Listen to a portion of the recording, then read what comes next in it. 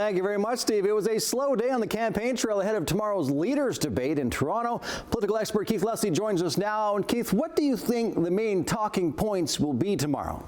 Well, I think we're going to see the opposition leaders, of course, trying to get Doug Ford off his talking point about Donald Trump and the tariffs, because his Captain Canada routine really doesn't, give them any openings. There's nowhere for them to go with that. So they're going to hold him responsible for, things like healthcare, the hospital closure or the ER closures, the hospital waiting lists, and the fact there's no family doctors for 2.5 million Ontarians. They're going to keep focusing on that kind of thing.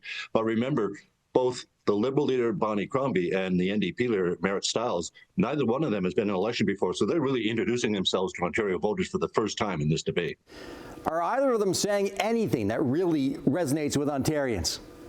Well, I think the Liberal leader, Bonnie Crombie, even though she hasn't had a seat in the legislature, so she's really not very well known yet, she's hitting some strong points during the election campaign about the healthcare crisis, the fact that people are waiting in, hospital emergency rooms for 12, 24 hours at a time to get admitted or to get treated, the fact that they don't have family doctors. She's really hammering home on this, so I think that's working for her.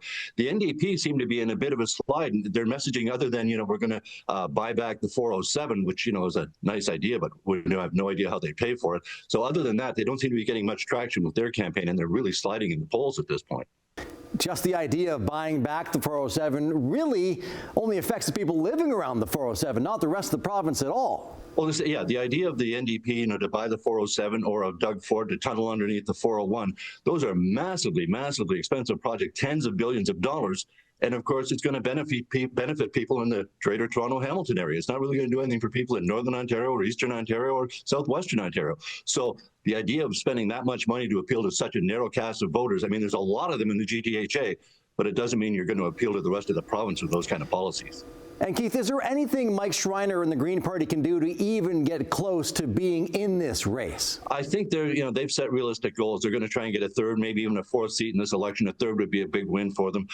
Mike Schreiner's a great debater. People really seem to like him. He's been around a long time. His policies seem quite reasonable, but they just cannot get above 6 or 7% in the polls, no matter what they offer. So I think we'll see that again this time. They'll be lucky if they can keep the 2 seats they have, and for them, a big win would be a third seat. Now, you mentioned Ford as Captain Canada. I'm guessing he's going to go hard on the tariffs and the 51st state talk. Absolutely. His messaging about Trump and standing up to the United States and, we're not for sale, that works very well for Ford. And his trip to Washington, even the opposition leaders claiming it's unfair, it worked well for Ford as well. There is an appeal to that. But during the Northern debate on Friday, when he was pressed on housing and how his government has, built the fewest houses across Canada when it's a signature goal for them, he tried to pivot to Trump and the tariffs, and the audience laughed. So I think that's a bit of a danger there for the PCs. The Trump message plays well, but not in every circumstance. We are a week and a half away from the election. Is this breaking down to be a 2-horse race? It's breaking down to be a race for second place, as far as I can see. Ford in the polling is just so far out ahead of the Liberals and the NDP. The Liberals, remember, haven't even had official party status in the last 2 elections. So if they can get 12 seats, they'll be really, really happy. And the NDP, as I say, appears to be sliding. So right now, I think it's a race for second, and the NDP are really trying desperately to hold on to official party status, and they'll be tough to do it. The Liberals seem to be gaining on them right across the province.